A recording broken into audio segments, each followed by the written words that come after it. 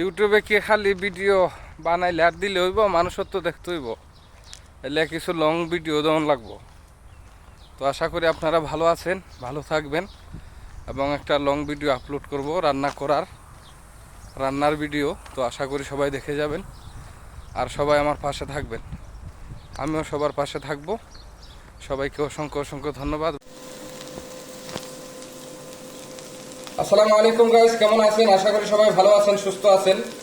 তো আমি আবার আরেকটা রান্না নিয়ে আপনাদের সামনে চলে আসলাম। এখানে চায়না স্টাইলে ভাত ফ্রাই করা হবে। তো দেখতেই পারতেছেন এখানে আলু এবং পেঁয়াজ এবং কাঁচামরিচ আমি কেটে দিয়ে দিয়েছি অলরেডি।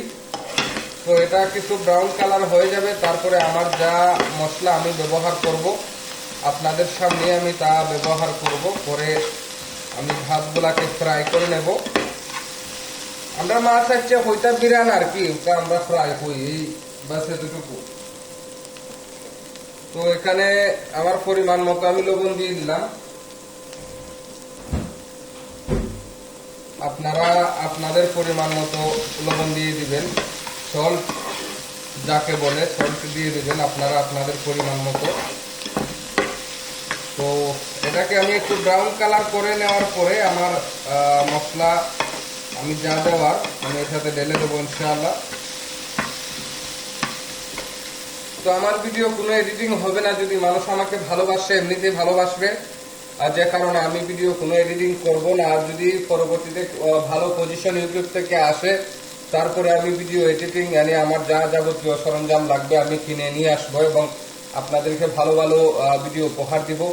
আমি চাই না আমার অভিজ্ঞতা প্রথমে আমি জাস্টিফাই করতে হবে। যদি দেখি আমি ভালো রেজাল্ট পাবো তাহলে আমি ইনভেস্ট করব। আমি চাই না প্রথম অবস্থায় ইনভেস্ট করে আমি পরবর্তীতে আমার কিছু হবে না, আমার লস লোকসান হয়ে যাবে, আমি এরকমটা চাই না। যে কারণে আমি যাই করব আমি লাইভ আপনাদের সামনে তুলে ধরবো।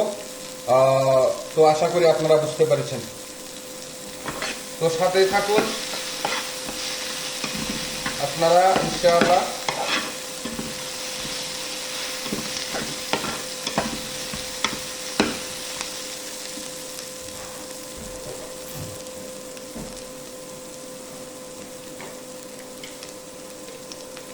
এই মশলাটা আমার নিজের একটা রেসিপি মশলা, এটা আমি নিজে তৈরি করি মশলা। তো আমি এটাই ব্যবহার করব।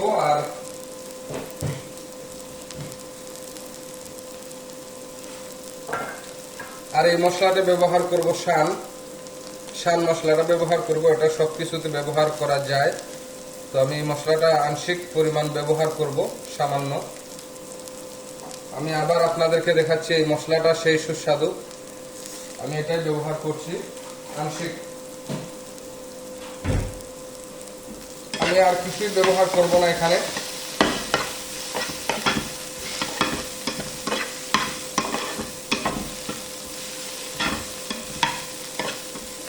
ওহো, অনেক সুন্দর সেন্ট আসছে, অনেক সুন্দর। আমি তো ভুলেই গেছি, আমাকে সামান্য একটু হলুদ ব্যবহার করতে হবে। হ্যাঁ, এই যে আমাকে সামান্য একটু হলুদ ব্যবহার করতে হবে, তাও আংশিকভাবে, জাস্ট একটু কালারের জন্য। হ্যাঁ, জাস্ট একটু কালারের জন্য।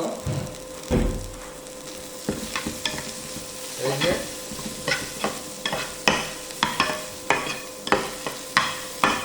আমি আরেকটু ব্রাউন কালার করে নেব, এটাকে আরেকটু কালার করব। তো আমি যথেষ্ট পরিমাণে ব্রাউন কালার করে নিয়েছি। এখন একটা টমেটো দিয়ে দিয়েছি, এখন একটু ডিম ভেঙে দিয়ে দেবো ওটার মধ্যে। এই যে আমি ডিম দিয়ে দিলাম, এখন এটাকে মিক্স করে নেব। ডিমটাকে এগুলোর মধ্যে মিক্স করে নেব। এই যে মিক্স করে নিলাম।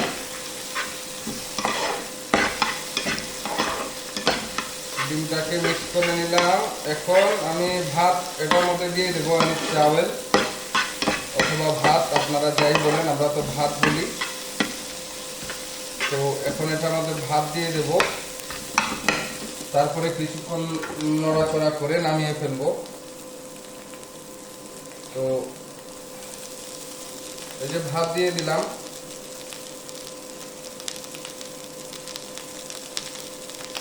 হ্যাঁ, এখন কিছুটা সময় নাড়াচাড়া করে নামিয়ে ফেলবো।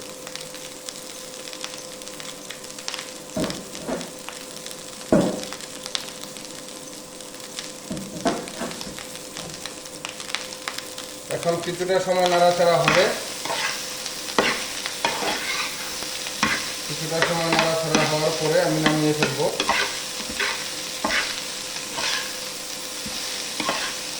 আসলে আমি একজন প্রবাসী, তো যখন আরবি আমাদের পাশে থাকে আমরা আরবিদের জন্য অনেক স্পেশাল স্পেশাল খাবার বানাই, কারণ সেই সময় ভিডিও করে আপনাদেরকে যে দেখাবো সেটুকু সময় পাই না। আশা করি বুঝতে পারছেন। আর যখন আমরা একলা থাকি তখন একটু ভিডিও করার চেষ্টা করি,